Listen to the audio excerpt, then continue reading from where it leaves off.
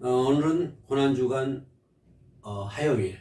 어제는 예수님께서 베다니에 계시다가 예루살렘 들어가시면서 그 길가에 있는 무화과 나무를 저주하는 사건, 그래서 그 무화과 나무가 말라 죽는 그런 사건, 그리고 예루살렘 들어가서 성전에 들어가서 돈 바꾸는 사람들, 그리고 짐승을 파는 사람들, 이런 사람들 전부 다 이렇게 몰아내는, 그래서 다시 성전을 정화시키는 그런, 어제는 그런 하루였습니다. 오늘은 마태복음 21장 23절로 32절에 나와 있는 이 말씀을 근거로 그 대제사장들, 서기관들과 변론하는 그런 모습을 볼 수가 있습니다.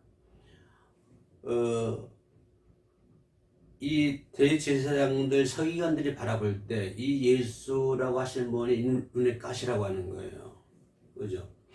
주님이 성전에서 하신 그 일련의 사건들, 분을 내시고 좌판을 엎어버리고 쫓아내고, 그리고 강도의 소굴이다, 이렇게 말씀하신 주님의 그 말씀하신 일련의 사건들을 바라보면서 그거를 토대로 먹고 살았던 대제사장, 서기관들이 분개하지 않을 수가 없잖아요.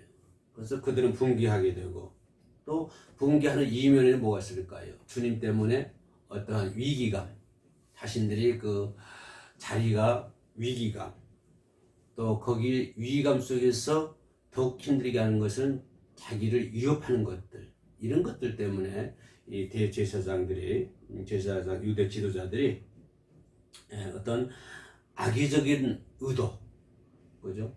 어떤 순수한, 이런 알고자 하는 그러한 순수한 의도가 아니라 어떤 악의적인, 다시 말하면 예수를 죽이려고 하는, 죽이기 위한 그런 악의적인 의도를 가지고 이제 예수님께 가지고 그 권위, 이 추처에 대해서 예수님께 묻습니다. 마태복음 21장 23절에 나와 있는 말씀인데요. 이전에 보면, 이전에는 그 표적을 보여달라고 이 유대 지도자들이 얘기했잖아요. 예. 이전에는 표적을 보여달라고 요구했는데, 이번에는요, 표적을 보여달라는 것이 아니라 그런 권위가 어디서부터 나왔느냐, 그죠? 권위 출처, 여기에 대해서 묻고 있거든요. 그죠? 그러니까 예전에 그 유대 지도자들이 물었던 그 내용보다도 더 적대적인, 그 전에는 그때 네가 하나님 아들이거든 한번 이적을 행해봐라, 이런 거였는데, 이제는 뭐죠? 그런 이적이 출처가 어디냐, 이것에 대해서 유대 지도자들이 적대적인 모습을 가지고, 적대적인 악의적인 그런 생각을 가지고 예수님에게 질문하는 것을 볼 수가 있습니다. 거기 보면 마태복음 20장에 보면은 내가 무슨 권위로 이런 일을 하느냐, 그죠? 두 가지 질문을 해요. 네가 무슨 권위로 이 일을 하느냐. 두 번째는 어떤 질문이냐면 누가 이 권위를 내게 주었느냐. 이 두 가지 질문이에요. 유대 지도자들이 예수님께 한 질문이 그거예요. 예수님, 그 유대 지도자들은 위협, 위기감, 이런 걸 가지고 지금 어떤 얼가미를 만들어 가지고 예수를 죽이려고 하는 그런 상황이잖아요. 그런 상황 속에서 이제 그 얼가미를 만들기 위해서 무슨 권위로 이런 일을 하느냐, 또 이 권위를 누가 주었느냐, 이런 질문을 예수께 합니다. 자, 예수님께 그렇게 그런 질문을 한다고 하는 이면에는 뭐가 있을까요? 이번에 반드시 거기에 대한 대답을 듣겠다고 하는 거예요. 그러니까 자기들 유대 지도자들이 그 질문하는 내용에 대한 답을 반드시 들어야 되고 듣겠다. 그리고 그 답을 근거로 해서 얼가미를 씌워야 되겠다. 이런 아주 적대적인, 악의적인 그런 생각을 가지고 그런 예수님께 질문하는 것을 볼 수가 있습니다. 그러니까 예수님께서 어떻게 질문하든지 간에, 뭐 이렇게 하든 저렇게 하든지 간에 뭐 관계없이 하여튼 얼간을 씌워서, 그죠? 뭘 만들어 가지고 어떤 거짓 선지자 또는 신선 모독죄, 이런 걸로 몰아가지고 예수를 죽이려고 하는 그런 악의적인 생각을 가지고 예수님께 질문을 하고 있습니다. 그런데 이런 유대 지도자들의 질문을 예수님께서 모르실 리가 없죠. 예수님께서는 그런 유대 지도자들의 질문을 잘 알고 있었습니다. 그래가지고 예수님은 역으로 이런 또 질문을 하죠. 그 지도자들의 그 대답을 하는 대신에 역으로 이런 질문을 합니다. 그 질문하셨고 그 역으로 질문받은 이 유대 지도자들은 완전히 곤혹스러워했어요. 그럼 그 내용이 뭐냐면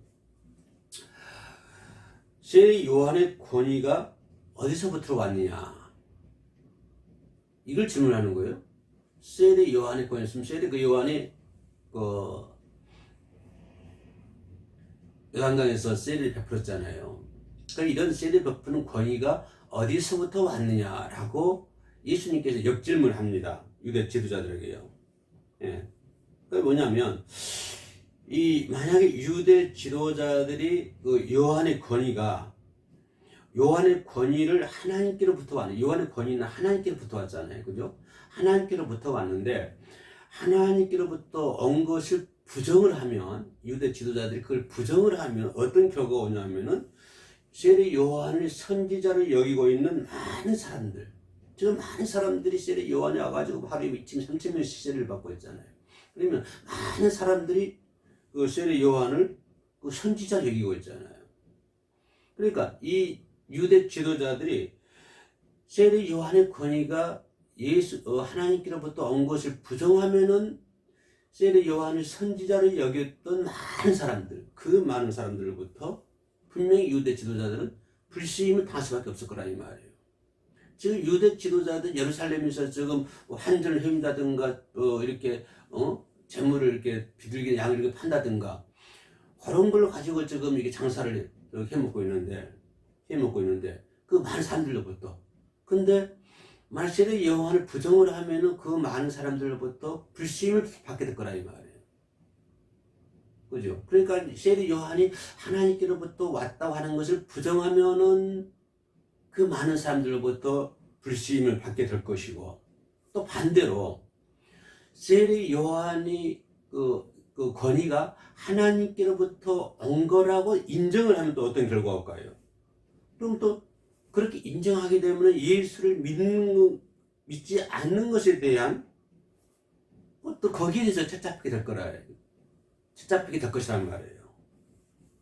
그러니까 이 지도자들은 예수님께로부터 그런 질문을 받고 이러지도 못하고 저러지도 못하고 세례 요한의 권위가 하나님께로부터 왔다고 하면은 예수를 믿지 않는 죄도 찾게 될 것이고 세례 요한의 권위가 하나님께로부터 안 왔다고 그러면 또 세례 요한의 선지자를 여겼던 많은 사람들부터 불신임을 받게 될 것이고 그러니까 이 지도자들이 유대교 지도자들이 이게 머리 아픈 거예요. 그래서 그들은 뭐라고 대답을 합니까? 모르겠다고 대답을 합니다.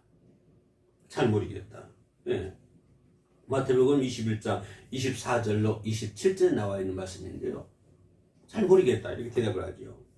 그래서 근데 이제 주님은 두 아들의 비유를 통해서 그 아까 유대인들의 그 질문했던 거, 예수께 질문했던 거, 이제 이런 누가 내게 무슨 권위로 일을 하느냐, 또 누가 이 권위를 주었느냐, 여기에 대한 유대 지도자들이 예수님께 질문했잖아요. 그래서 예수님은 두 아들의 비유를 통해 가지고 유대 지도자들 질문하는 내용과 또 주님이 제기하신 그러한 질문들, 이 질문에 대한 답을 동시에 예수님께서는 유대 지도자들에게 답을 줍니다.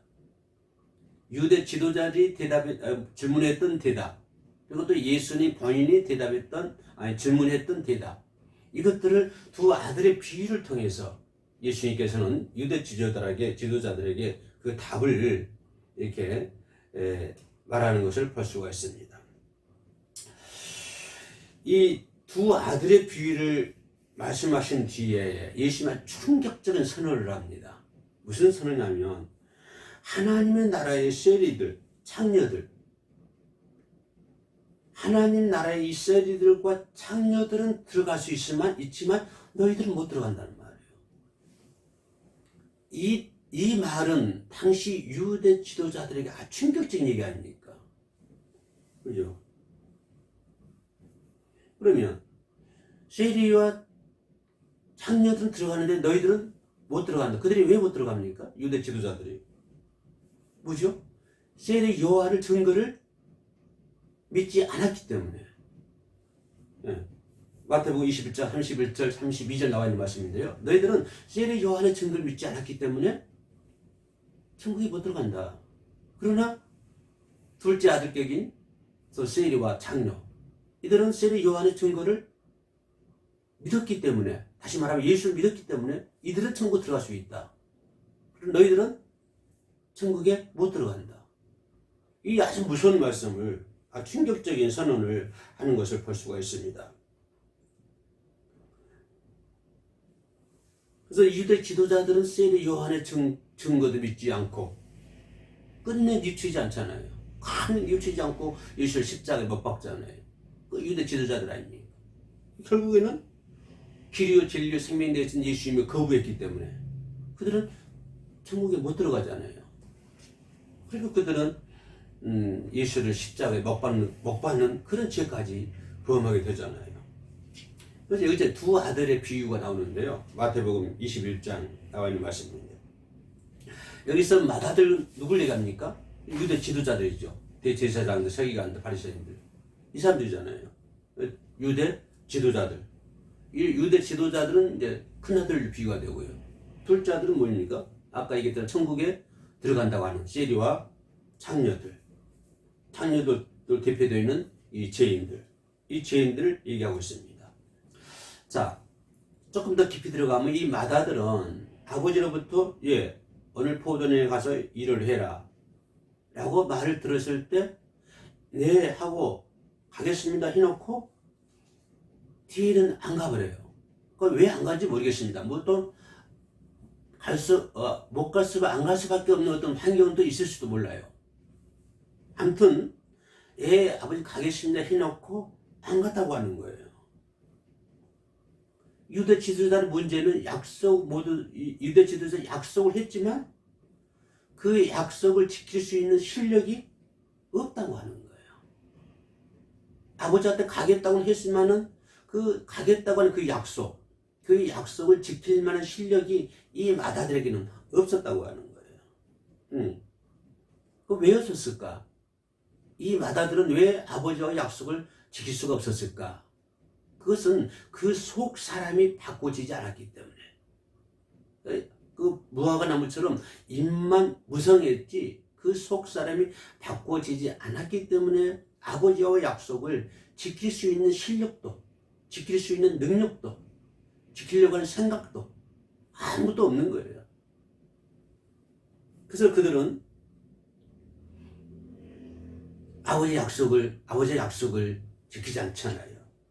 그 유대 지도자들은 이런 맏아들과 똑같다 그 말이에요. 희생의 제사를 드리고 성전세를 내고 율법을 연구하고, 물론 이런 유대 지도자들이 이런 걸 준수했죠. 성전을 연구하고 성경을 율법을 연구하고 준수하고 잘했어요.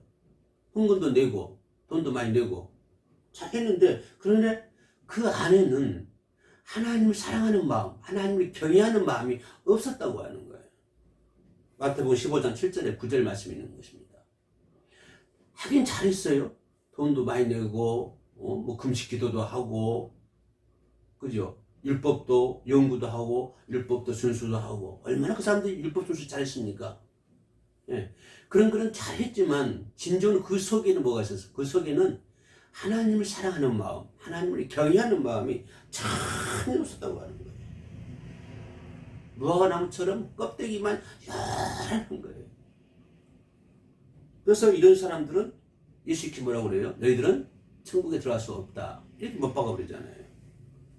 마태복음 15장 7절 말씀이에요. 외식한 자들아, 이사야가 너희에 관하여 잘 예언하였도다. 일렀으되 이 백성이 입술로는 나를 공경하되 내 마음은 내게서 멀도다.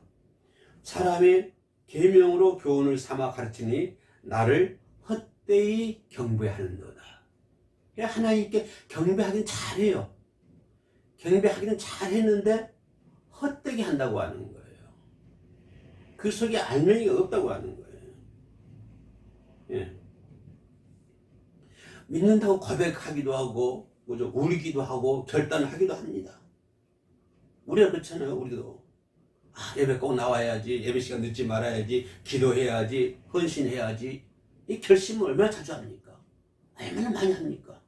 내 신앙생활 잘해야 되겠다. 성경 많이 읽어야 되겠다. 그죠? 묵상해야 되겠다. 예배 꼭 참석해야 되겠다. 예?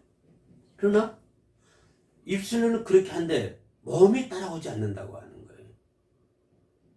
입술이 그렇게 했으면 몸이 따라가야 되잖아요. 내 예배 시간에 이제 늦지 않고 예배 잘 참석해야 되겠다.